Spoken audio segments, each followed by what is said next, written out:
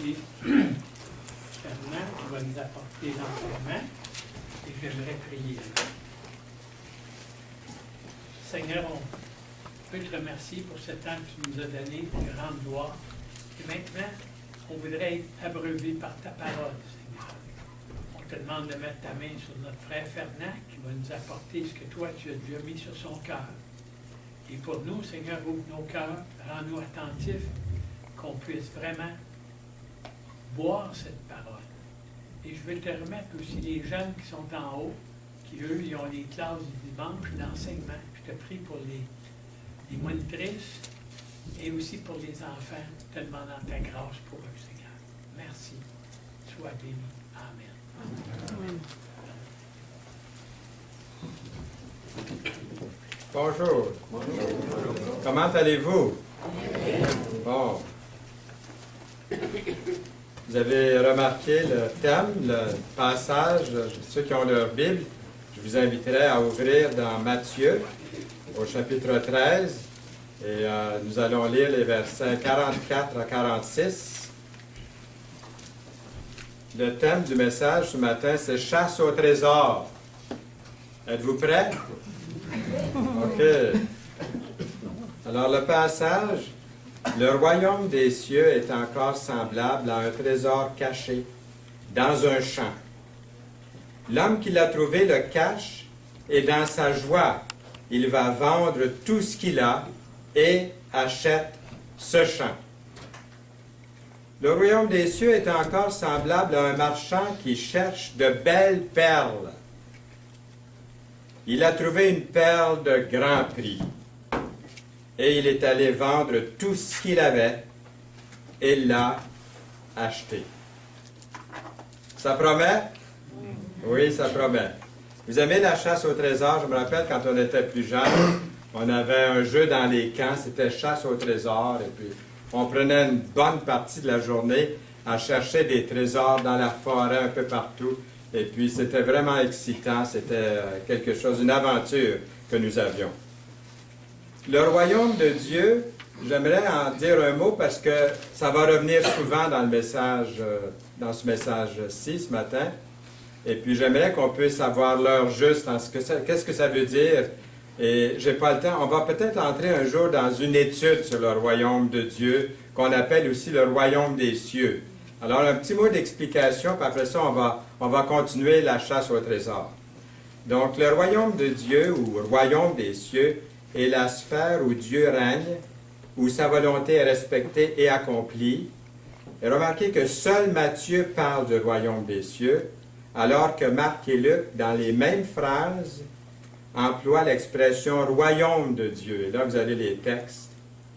Une des raisons de cette différence peut avoir été que Matthieu écrivait pour les Juifs, lesquels évitaient le plus possible de prononcer le nom de Dieu, parce que c'était tellement sacré pour eux, afin de ne pas l'employer en vain. Le royaume de Dieu englobe les membres de toutes les nations, incluant la nation juive, qui reconnaissent Jésus-Christ comme sauveur personnel et se tournent vers lui pour devenir son disciple. Et je continue à donner un petit mot d'explication ici. D'un bout à l'autre de la Bible, le royaume de Dieu est présenté sous 7 phases successives. Donc, on va avoir ici une petite liste de ce que ça veut dire, royaume des cieux ou royaume de Dieu. Premièrement, ça peut vouloir dire, d'après l'Écriture, le paradis, créateur de l'univers. Dieu en est aussi pour toujours le roi glorieux. Deuxièmement, la théocratie en Israël, laissant provisoirement les nations de côté après Babel, après la tour de Babel. Dieu suscite le peuple élu qui doit être pour lui un royaume de sacrificateurs.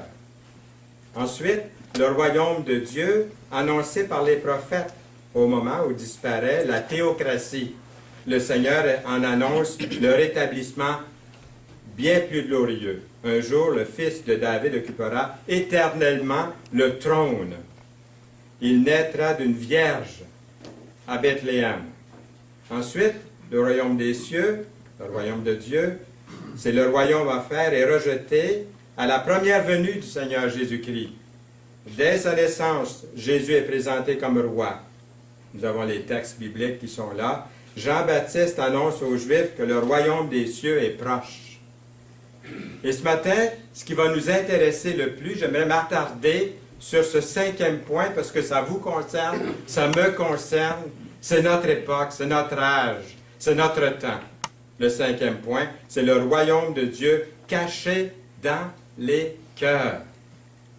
Le roi ayant été retiré, Christ s'en est allé pour se faire investir de l'autorité royale, Luc 19, 12. En son absence se déroule la période de l'Église dans laquelle nous sommes maintenant, caractérisée par les mystères du royaume de Dieu. Les disciples s'approchèrent et lui dirent, « Pourquoi nous parles-tu en parabole? » Jésus leur répondit, « Parce qu'il vous est donné, il vous a été donné de connaître les mystères du royaume des cieux et que cela ne leur a pas été donné. » Matthieu 13, verset 11. Il reste 2 autres, le royaume glorieux, ça c'est à venir, établi sur la terre pendant 1000 ans, c'est à venir, le millénium. Et ensuite, le royaume éternel dans le ciel. Après le triomphe total du Seigneur, s'établira sa domination définitive et parfaite. N'est-ce pas que ça ferait une bonne série d'études, peut-être une série à venir, des messages pour approfondir chacun de ces points-là. Mais comme je vous dis, aujourd'hui, c'est le point numéro 5 que nous allons avoir.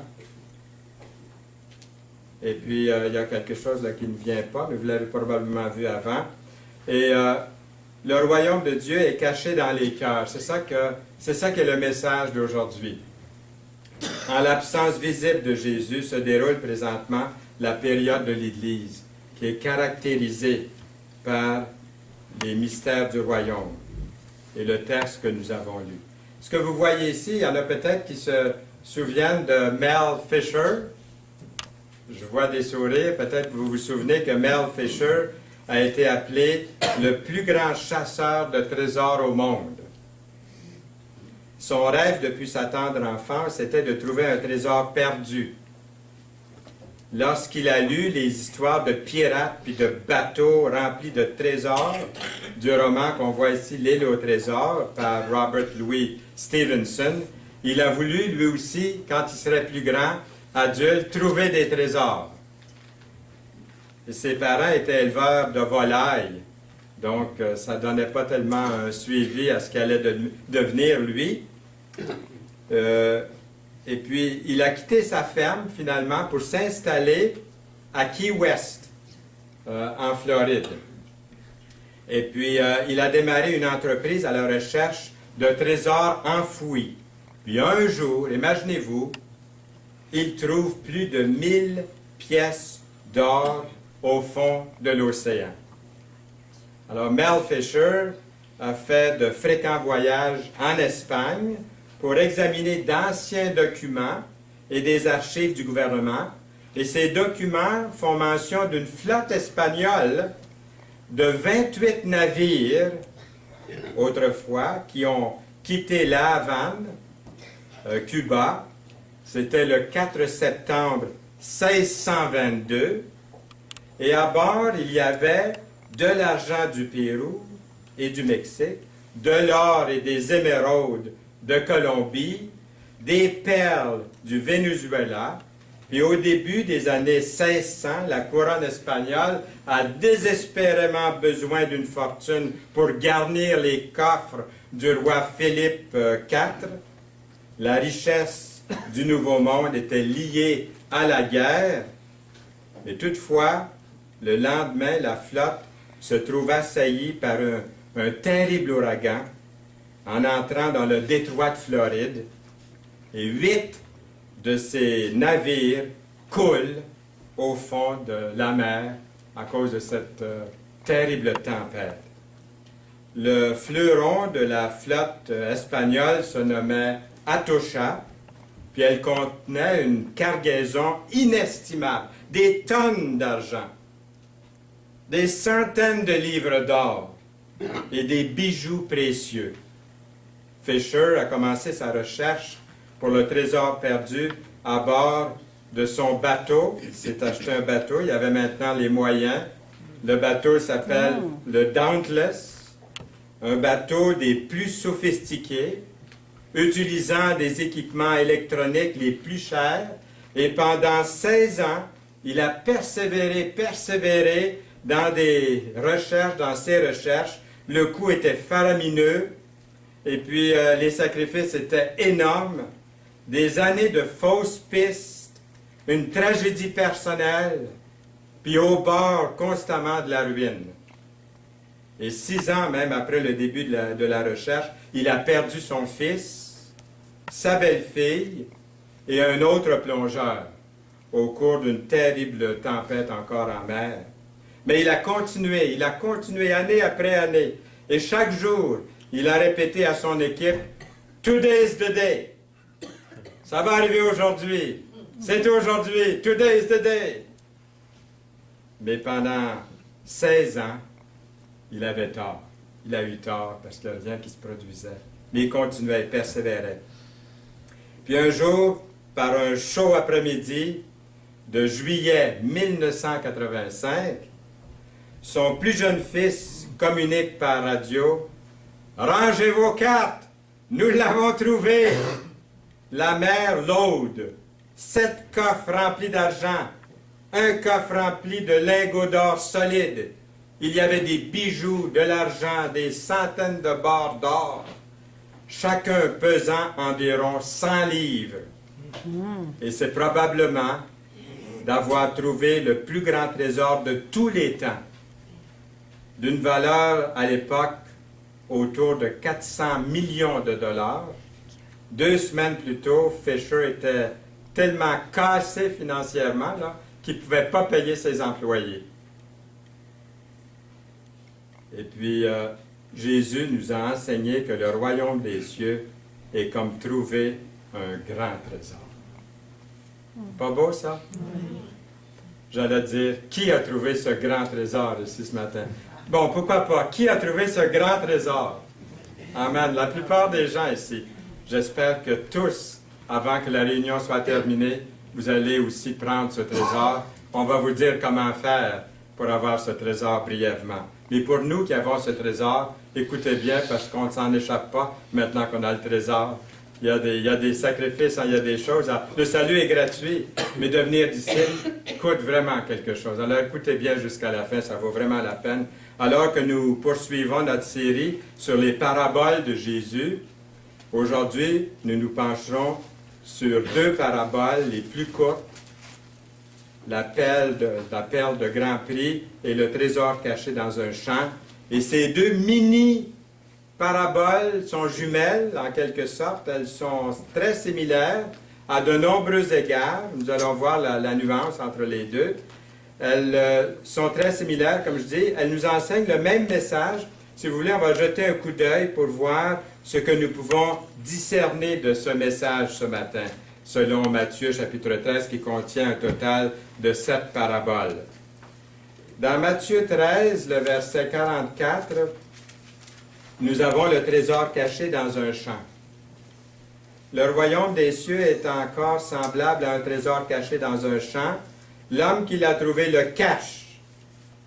Et dans sa joie, il vend tout ce qu'il a et achète ce champ. Comment faire tout à coup trouver un trésor caché dans votre cour ou dans un champ qui vous appartient ou que vous trouvez à quelque part, qui a mis ce trésor-là à cet endroit-là précisément? Pourquoi le propriétaire n'est pas revenu le chercher plus tard? Ce trésor, dans l'Antiquité, il n'y avait pas autant de banques qu'aujourd'hui, où vous pouviez déposer votre argent, et si vous cachiez votre épargne à l'intérieur de votre maison, bien, il y avait toujours le danger d'avoir la visite désagréable d'un voleur qui viendrait trouver ce trésor et le voler, le prendre, mais à l'extérieur, enfoui dans la terre, dans un champ, votre trésor serait plus susceptible d'être en sécurité, à cette époque-là en tout cas. Mais si le propriétaire de ce trésor se faisait tuer dans une bataille, à la guerre, à ce moment-là, il aurait amené avec lui son secret dans la tombe et personne n'aurait jamais su où il avait caché son trésor. Puis un jour, quelqu'un découvre le trésor caché. Il le remet à sa place. Puis, dans son euphorie, va et vend tout ce qu'il a pour acheter ce champ. Le royaume des cieux est comme cette histoire-là. Matthieu 13, les versets 45 à 46, la perle de grand prix. Deuxième petite parabole ici. Le royaume des cieux est encore semblable à un marchand qui cherche de belles perles. Il a trouvé une perle de grand prix et il est allé vendre tout ce qu'il avait. Il l'a acheté. Cette deuxième parabole, dans cette deuxième parabole, nous faisons affaire ici à un homme d'affaires, à un commerçant qui sait exactement ce qu'il cherche. Il cherche des perles de grand prix. Il est un spécialiste, si vous voulez, un expert en perles. Quand il a découvert la perle rare de grand prix, il est allé vendre tout ce qu'il a pour l'acheter, pour acheter cette superbe perle. Cette parabole me rappelle une histoire vraie qui est arrivée en Arizona il y a plusieurs années, en 1985 aussi. Un nommé Roy Wettstein, un concessionnaire de joyaux du Texas, assistait à une exposition de minéraux dans l'Arizona. Et il y avait là un certain nombre de collectionneurs amateurs à l'extérieur qui vendaient des pierres précieuses de toutes sortes de pierres. Et Roy a vu une pierre, la grosseur d'une patate, d'une pomme de terre, toute poussiéreuse, toute sale, et puis elle était même dans un bol Tupperware, cette fameuse pierre. Et puis il s'est approché du vendeur, puis il dit « Vous voulez 15 $ pour ne pas dire patate, hein, pour cette roche-là? » Et puis l'homme a répondu « Oh, ben, je vous la laisse pour 10 $, si vous la voulez. » Ce n'est pas une très belle pierre, et puis Roy lui a donné son 10 $, et puis il est parti avec la pierre. Il s'est avéré que cette pierre grise de poussière est aujourd'hui le plus gros saphir au monde. Et puis il y a un article dans le Newsweek magazine qui l'a évalué à plus de 2 millions de $, cette patate. Pourtant, Roy a acheté, lui, ce gros bijou pour un minable 10 $. Un misérable 10 $. Ces deux petites paraboles jumelles partagent certains thèmes en commun. Il y en a 4 que j'aimerais vous livrer ce matin, que nous devrions préciser. Premièrement, il y a un trésor. Il est difficile de comparer notre monde actuel, ça c'est les nouvelles de cette semaine là que j'ai pris, de comparer, on peut pas, je ne vous demande pas de le lire, c'est simplement pour démontrer, s'il y en a qui sont capables de le lire dans les premières rangées, vous voyez que c'est les nouvelles, ne sont pas roses les nouvelles de ce monde. Comparer notre monde actuel à un trésor, ce serait pas mal difficile. Le royaume de ce monde est très entaché et très terni. Vous êtes d'accord? Oui. Vous ouvrez le journal, et puis il est plein de mauvaises nouvelles. Il y en a qui essaient de nous faire sourire au travers de tout ça. Mais on sait qu'il y a des enlèvements d'enfants. C'est ce qu'on voit, le premier article, c'est ça, là. Il y a des meurtres, il y a de la destruction, des rumeurs de guerre. Le Moyen-Orient nous paraît bien instable. L'économie mondiale n'a pas l'air prometteur. L'inflation s'installe partout sur la planète, vous le savez. Le dollar s'affaiblit. Plusieurs pays connaissent des sécheresses, tandis que d'autres connaissent les pires inondations de leur histoire. L'Irak, l'Iran, Israël. Vous voyez, chaque fois que je vous prononce un pays ça vous amène des nouvelles, certainement, dans l'esprit. La bande de Gaza, le Liban, la Corée du Nord, les catastrophes naturelles connaissent des sécheresses, tandis que d'autres connaissent les pires inondations, comme on disait. Il y a dans ce monde, il y a de la douleur, de la tristesse, puis de l'incertitude. Mais le royaume des cieux est comparé à un trésor inestimable. Le réalisez-vous un peu? Est-ce que je le réalise, ne serait-ce qu'un peu, que ce royaume, un merveilleux avenir, vous attend les enfants de Dieu? Ce monde dans lequel nous vivons maintenant n'est pas le meilleur des mondes. Il y a quelque chose de mieux qui vient. En avez-vous la certitude? Il a été souillé, ce monde actuel, par le péché. Le royaume des cieux commence avec Dieu qui règne dans le cœur de ceux et de celles qui appartiennent à l'Église, qui est le corps de Christ. Des gens qui sont dans cette Église, qui sont aimables, qui sont remplis d'amour, des gens qui savent pardonner aux autres, font partie du royaume de Dieu. Ce que nous voyons aujourd'hui dans l'Église est seulement un avant-goût de quelque chose de bien mieux encore à venir. J'ai rencontré des fois des gens qui ont dit, la première fois que je suis allé à l'Assemblée, à l'Église, je ne me souviens pas ce que le prédicateur a dit. Je ne me souviens pas des cantiques. Je me rappelle que ça chantait. Mais ce qui m'a frappé, c'est l'amour qu'avaient les gens entre eux dans cette Église-là. Ça, c'est la plus belle chose, la plus belle qualité qu'une Église pourrait avoir. Et ce que nous voyons aujourd'hui dans l'Église est seulement un avant-goût, comme je vous dis. Mais les gens, souvent, ils voient l'Église comme non pertinente, comme ennuyeuse. Même ils disent hypocrite. Ils la jugent de cette façon-là. Le royaume de Dieu est certainement une chose que nous devrions chacun rechercher. C'est la perle de grand prix. Considérons quelques écritures.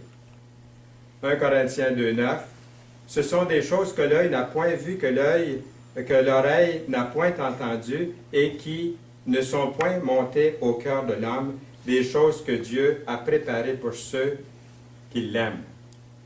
Un autre texte dans Apocalypse 21, 1 et 2. Puis je vis un nouveau ciel et une nouvelle terre, car le premier ciel et la première terre avaient disparu et la mer n'était plus. Et je vis descendre du ciel d'auprès de Dieu la ville sainte, la nouvelle Jérusalem préparée comme une épouse qui s'est parée pour son époux. Ce qui nous attend.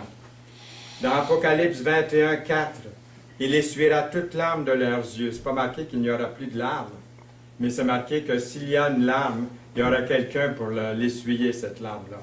Ce qu'il n'y aura plus, c'est, nous voyons la suite ici, la mort ne sera plus. Il n'y aura plus ni deuil, ni cri, ni douleur, car les premières choses ont disparu. Nous lisons aussi dans Apocalypse 21, 6, « Celui qui vaincra héritera ces choses. Je serai son Dieu, et il sera mon fils. » Dans 1 Pierre 1, versets 3 à 9, « Béni soit Dieu, le Père de notre Seigneur Jésus-Christ, qui, selon sa grande miséricorde, nous a régénérés pour une espérance vivante par la résurrection de Jésus-Christ d'entre les morts. »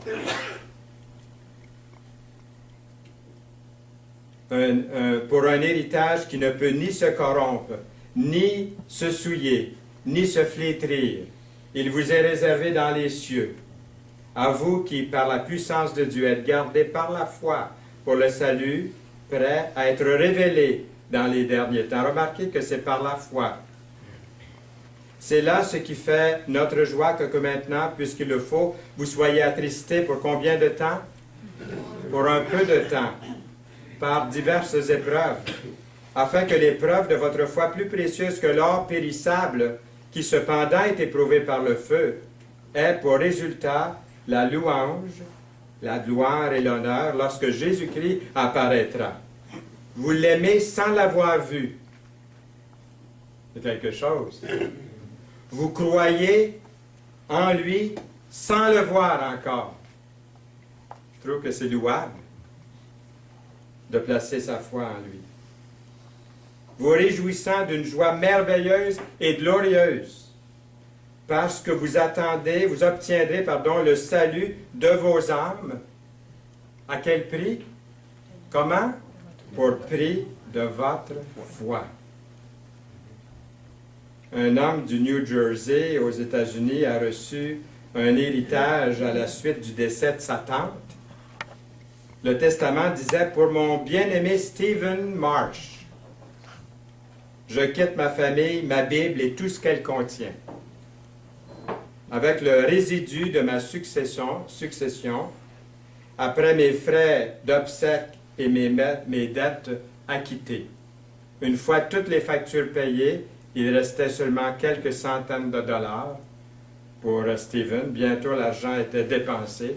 Et finalement, il a pris sa retraite avec une petite pension de rien.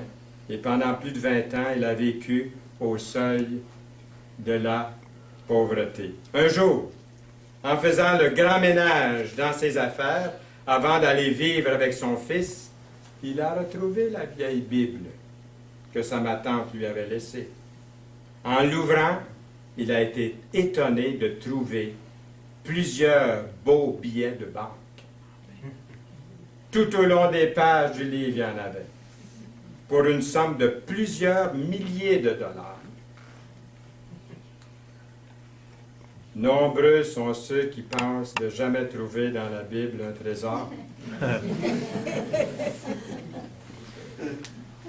Il y a des trésors dans la Bible. Il y en a qui pensent qu'il n'y a pas de trésor dans la Bible. Ils ne rouvrent pas leur Bible. Les pages de la Bible ne sont jamais lues. J'ai appris qu'il y a souvent de longues filets sur la route qui mènent au casino. Ils pensent qu'il doit y avoir un grand trésor de caché là, pour être aussi nombreux à se diriger dans cette direction. Notre culture est à la recherche de trésors, mais à la mauvaise place. Là où est ton trésor, là aussi sera ton cœur. Matthieu 6, 21. Et par ces deux petites paraboles, aujourd'hui, Jésus nous dit que le royaume de Dieu est quelque chose de très précieux. Un beau et grand trésor. Qu'est-ce que vous êtes prêts à sacrifier pour posséder un tel trésor? Deuxièmement, dans chaque parabole, nous faisons une découverte inestimable. Un homme trouve un trésor caché dans un champ et un commerçant trouve une belle perle de grand prix. Le royaume des cieux a une ressemblance frappante à ces deux découvertes. Et je pense que ces paraboles nous enseignent qu'il y a au moins deux manières de trouver le royaume des cieux. Deux façons, si je peux dire. Deux procédures. La première, pour découvrir le royaume des cieux, est à la suite d'une longue recherche. Il y en a peut-être, ça a pris longtemps. Hein? Ils ont recherché longtemps le Seigneur avant de le trouver. Moi, je n'ai pas cherché trop longtemps, j'avais 11 ans. Et que je remercie le Seigneur de l'avoir ouvert de bonne heure, mon cœur, pour avoir toute une vie à le servir. Vous vous en souvenez, Madame Lacroix? Oui. Moi, j'ai dit Madame Lacroix, il pense que c'est Madame Lavoie. Je l'appelais Madame Lacroix quand j'étais plus jeune. Madame qui est avec nous ici ce matin. L'homme d'affaires, lui, savait ce qu'il recherchait. Qu'est-ce qu'il a fait? Il s'est fixé à chercher de fines perles. Et comme l'a fait Mel Fisher, et parfois le royaume des cieux ressemble à ça. Une personne peut trouver Dieu et commence à chercher Dieu un peu partout, dans des différentes religions. Il lit toutes sortes d'affaires et puis il se renseigne auprès de gauche à droite.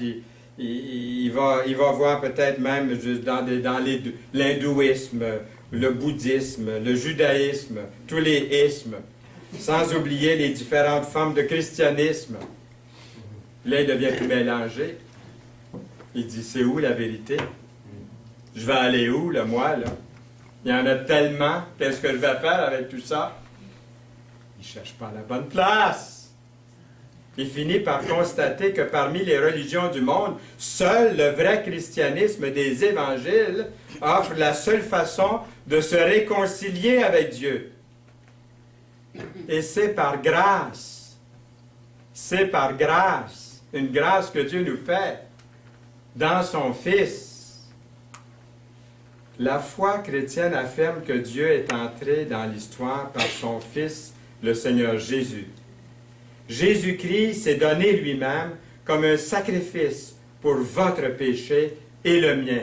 Et la validité de la foi a un lien direct, comme on a vu dans la première réunion ce matin, avec la résurrection du Seigneur Jésus-Christ le 3e jour.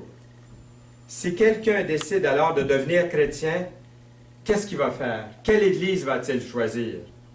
Est-ce qu'il va choisir le catholicisme, le protestantisme, l'église anglicane, luthérienne, méthodiste, baptiste, presbytérienne ou une assemblée chrétienne évangélique? À la naissance de Jésus, il y avait un vieux monsieur avec une grande barbe, sans aucun doute, toute blanche, du nom de Siméon. Qu'est-ce qu'il faisait, lui? Il attendait la consolation d'Israël, Luc 2, 25. Il était à la recherche du royaume des cieux. Le Saint-Esprit lui dit qu'il ne verrait pas la mort tant que ses yeux n'aient vu le Messie. Jean-Baptiste est un autre homme qui était à la recherche du royaume des cieux. Jean, ayant entendu parler dans sa prison des œuvres du Christ, lui fit dire par ses disciples à Jésus, « Es-tu celui qui doit venir, ou devons-nous en attendre un autre? » Et on a envoyé une dépêche auprès de Jésus, puis Jésus leur a dit, « Bien, allez dire à Jean-Baptiste que les yeux des aveugles rouvrent, et puis tout ce qui se fait au nom de Jésus, au nom du Seigneur. » Aujourd'hui, quelqu'un pourrait se présenter ici à l'Assemblée puis dire, « Je suis à la recherche d'une église. J'aime beaucoup ce que je vois ici. Vous semblez vraiment parler de ce que la Bible dit. Et aussi, vous gardez le silence là où la Bible n'ajoute rien. Et ce que j'aime également de votre église, il pourrait dire, c'est que vous dites être chrétien seulement. Vous dites, on est seulement des chrétiens. Mais vous ne prétendez pas être les seuls chrétiens. Ici, j'aime ça parce que vous baptisez ceux et celles qui ont cru dans leur cœur que Jésus était leur sauveur et proclamé à haute voix que Jésus est leur seul sauveur pour le pardon de leurs péchés. Vous prenez la communion à chaque dimanche.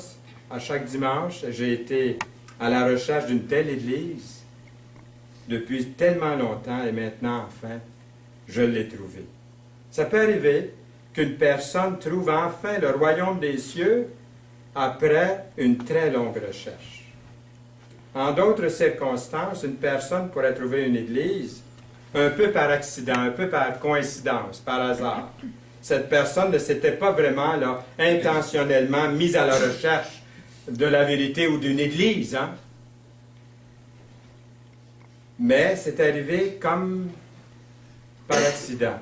Peut-être qu'un ami ou un collègue de travail l'a invité à un déjeuner de l'espoir ou à l'église ici pour une occasion spéciale, pour une fête. Et cette personne voulait peut-être assister à un service religieux, mais elle ne savait pas au juste où aller. Alors, un peu par accident, elle a choisi, sans le savoir, une église où le Seigneur est prêché et sa parole. Et un jour, je me rappelle, j'étais à Seattle, dans l'État de Washington. Les portes étaient grandes ouvertes, c'est en plein été. Et puis, ça, il y a une église évangélique au centre-ville de Seattle. Et là, je prêchais. Puis, il y a, imaginez-vous, à Seattle, aux États-Unis, dans l'État de Washington, une femme québécoise passe dans la rue et puis entend prêcher en anglais, mais c'est moi qui prêche, puis c'est l'accent, de l'accent que j'ai en anglais. When I speak English, I speak with a little accent so people can know that I'm from Quebec province. Alors elle entend cet accent et puis elle entre, parce qu'elle entend l'accent. Elle n'est pas intéressée à l'église, elle passait peut-être souvent devant l'église, mais là elle entend l'accent. Sans le savoir, elle entre. Elle s'assoit en arrière. Et je l'ai rencontrée après. Je lui ai donné la main. Puis on a parlé un petit peu ensemble. Et par la suite, j'ai appris qu'elle a assisté à l'Église régulièrement. Elle a accepté Jésus comme son sauveur personnel. On ne cherchait pas Dieu. Vous voyez, ça peut arriver par accident, comme ça. Et puis, un jour, le Seigneur parle à quelqu'un et son cœur s'ouvre au Seigneur. Où est-ce que je suis rendu avec tout ça? OK, on est rendu au troisième point ici. C'est très important, le troisième point. Mes pages tournent quand je ne mets pas les mains dedans. Donc, c'est pour ça que j'étais un petit peu mélangé. Mes notes avaient changé, là. Donc, un sacrifice. Dans les deux paraboles, la personne qui a découvert le trésor a dû faire un sacrifice considérable. Vous vous imaginez? Pour l'obtenir. Le salut est gratuit, mais devenir disciple, c'est un sacrifice considérable, croyez-moi. Et puis, chacun a vendu tout ce qu'il avait. J'ai l'impression, quelquefois, que de devenir disciple de Jésus, c'est tellement simple, hein, que c'est vrai que croire en Jésus, accepter le Seigneur comme sauveur personnel, c'est un instant, c'est une nouvelle naissance, mais ça ne s'arrête pas là. Il y a vraiment le fait de devenir... On a seulement besoin, on dit de croire, mais où est la repentance? Où est le changement de vie dans les habitudes? Le parler, hein, la langue, la toxicomanie, l'habillement, le temps, l'argent, les priorités. Pourtant, Jésus a dit, « Quiconque ne porte pas sa croix et ne me suit pas ne peut être mon disciple » dans Luc 14, 27. Dans Luc 14, 33, « Ainsi donc, quiconque d'entre vous ne renonce pas à tout ce qu'il possède ne peut être mon disciple. » La seule façon de posséder le royaume des cieux est que Jésus doit être le premier en tout dans ma vie. Il doit être numéro un dans ma vie. Jésus a dit, « Celui qui aime son père ou sa mère plus que moi n'est pas digne de moi. Celui qui aime son fils ou sa fille plus que moi n'est pas digne de moi. Celui qui ne prend pas sa croix et ne me suit pas n'est pas digne de moi. » Dans Matthieu 10, 37 à 38. L'apôtre Paul, en voulant rester fidèle au Seigneur, a subi pour le royaume des coups, les emprisonnements, les naufrages, la faim, la soif, les nuits blanches, puis encore beaucoup plus. À un moment donné, il dit, « Je porte sur mon corps les marques de Jésus. » Il est dit que les chevaliers de la cour du roi Arthur, en revenant de bataille, s'ils ne portaient pas sur leur corps des cicatrices, le roi les aurait renvoyés en leur donnant l'ordre « Allez recevoir vos cicatrices !» Au 18e siècle, une famille de la Suisse est allée près de la côte prendre un peu dans un autre pays parce qu'ils n'ont pas de la mer très près en Suisse, mais ils sont montés quand même à bord d'un navire pour se rendre jusqu'en Amérique. Et malheureusement, le père et la mère sont tombés malades et sont morts lors du voyage. Leur fils, qui s'appelle Abraham, s'est trouvé tout seul sur un étrange continent. Et quand il est devenu grand, à l'âge adulte, il a eu ce désir d'aller comme missionnaire pour annoncer le salut en Jésus à un petit peuple qui habite les îles de Saint-Thomas dans les Caraïbes. Il avait entendu dire que ces gens-là sur l'île vivaient une vie de grande misère et de dégradation, mais arrivé sur l'île, il apprend que c'était contre la loi pour toute personne, sauf pour un esclave, de prêcher à des esclaves. Alors il se décide à écrire au gouverneur de l'île pour lui demander d'urgence, imaginez-vous, à devenir esclave pour le reste de sa vie, afin de servir fidèlement comme un vrai esclave s'il pouvait être autorisé dans ses temps libres de prêcher l'Évangile aux esclaves, par la prédication de l'Évangile, à ses collègues les esclaves. La lettre a été transmise au roi du Danemark, parce que je vous rappelle que l'île était sous la juridiction du Danemark à cette époque-là. Le roi a tellement été touché par la lettre qu'il a donné l'autorisation à Abraham Beninger de prêcher l'Évangile de Jésus n'importe où, à n'importe quel moment qu'il choisirait, à ces gens-là, qu'ils soient noirs ou blancs, libres ou esclaves. Devenir vrai disciple de Jésus n'est pas facile. Jésus exige une lourde contribution de votre part, de ma part. Jésus a donné ordre à la femme surprise en adultère de ne plus continuer de pécher de la sorte. Quels sont les péchés à abandonner? Je vous en suggère quelques-uns. Est-ce que c'est l'alcoolisme, la pornographie, la fornication, le blasphème, l'orgueil? Et j'en passe. Jésus a demandé au jeune homme riche de vendre tout ce qu'il avait et ensuite le suivre.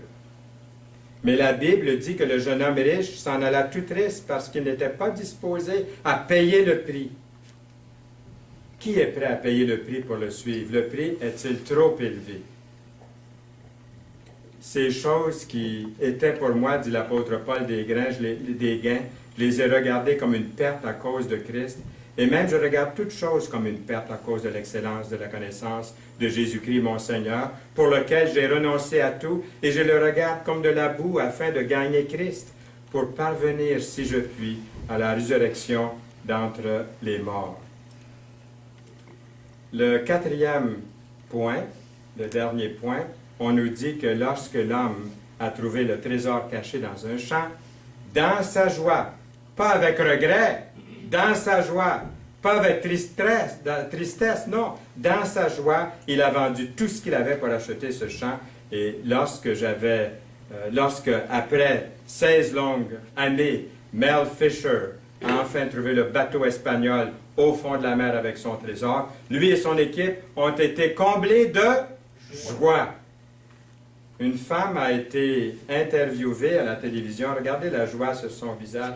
Vous pouvez voir l'expression de ce bonheur. 6 ans plus tôt, elle avait donné naissance à une petite fille, puis 10 jours après, un incendie s'est déclaré dans sa maison qui a brûlé au sol. Le corps de l'enfant n'a jamais été retrouvé. On a présumé qu'elle avait péri, le corps entièrement consommé par l'incendie. Mais 6 ans plus tard, la jeune maman était à une fête avec des connaissances dans sa famille, puis elle a vu une petite fille de 6 ans qui avait un grain de beauté sur son visage tout à fait identique qu'avait eu sa fille. Elle s'est dit en elle-même, « Mais si c'était ma fille? » Elle l'a examinée, elle a regardé, elle a dit, « Oui, c'est elle, c'est ma petite Délimar. » Elle a dit à la petite fille, « Tu as de la gomme dans les cheveux, laisse-moi enlever la gomme dans tes cheveux. » Elle a pris une petite paire de ciseaux, elle lui a enlevé une mèche de cheveux, et puis agissant comme si elle était en train d'enlever la gomme, la mère a coupé ses quelques brins de cheveux. Elle les a fait parvenir, ces cheveux de sa petite fille, aux autorités pour des tests d'ADN, et il s'est trouvé, en effet, que la petite fille était sa propre fille à elle, présumée morte dans l'incendie. Wow! Je ne pensais pas qu'elle était joyeuse puis heureuse d'avoir trouvé ce trésor. Une amie avait volé l'enfant en sortant après avoir mis le feu à la maison pour couvrir l'enlèvement. Elle a ensuite élevé la petite fille comme si c'était sa propre fille pour les 6 prochaines années.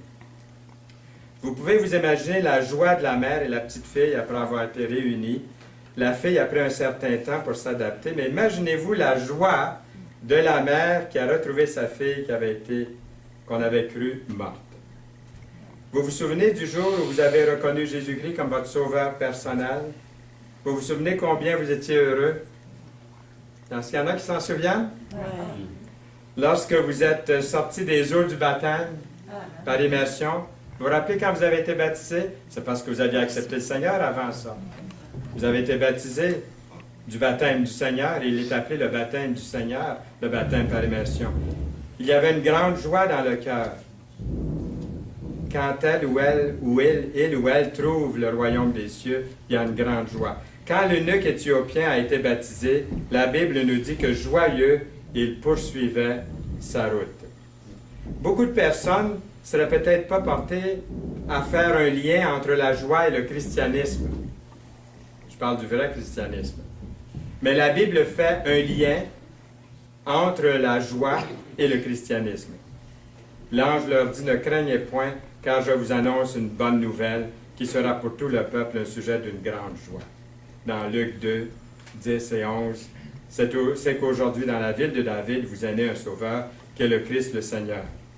Nous lisons aussi dans 1 Pierre 1, 8, vous l'aimez sans l'avoir vu, vous croyez en lui sans le voir encore, vous réjouissant d'une joie merveilleuse et glorieuse, parce que vous obtiendrez le salut de vos âmes pour prix de votre foi.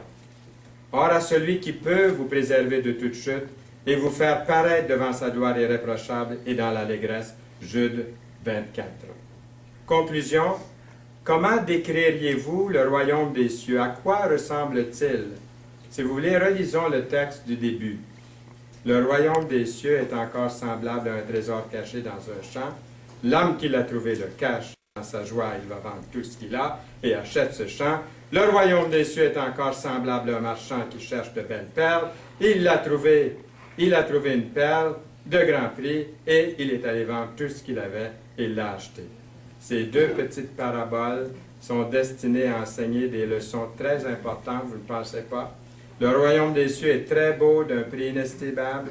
Il est beaucoup plus précieux que ce que je pourrais en donner comme description. La seule façon de le posséder est de s'en remettre entièrement à Jésus et sa parole. Le Seigneur doit venir en premier. Il doit avoir la priorité dans nos vies.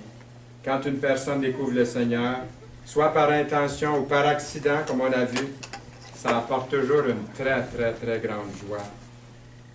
Vous dites, Fernand, je suis prêt à prendre une décision comme chrétien, comme celui qui a trouvé ce trésor ce matin. Ou peut-être vous dites, je n'ai pas encore trouvé, mais j'étais ici ce matin et je veux posséder ce trésor. Je vous suggère une prière. Faites-la la vôtre, cette prière. Voulez-vous? Faites-la la vôtre sincèrement. Priez-lui, Père Céleste. Dites-la dans vos cœurs, cette prière. Père Céleste, Seigneur Dieu, je te remercie de m'aimer et de m'offrir un trésor inestimable. Merci pour la belle maison que tu es en train de me préparer lorsque j'aurai quitté cette vie. Dites-lui, je te remercie pour tes promesses et l'espérance que tu m'accordes. Je te remercie pour l'Esprit Saint qui agit dans ma vie, pour l'amour, la joie, la paix, la patience, la bonté, la bienveillance, la maîtrise que tu mets dans mon cœur. S'il te plaît, Seigneur, aide-moi à faire ta volonté, la plus haute priorité dans ma vie. Je désire ton royaume par-dessus tout. Je veux que tu aies la prééminence dans tout ce que je fais. Je désire abandonner tout lien qui ne vient pas de toi. Aide-moi, Seigneur, lorsque je ne serai pas à la hauteur de tes désirs. Amen. Amen. Amen. Seigneur, merci de cette bénédiction que tu veux répandre en abondance. Un trésor en abondance pour chacun de nous, pour ta plus grande gloire. Amen.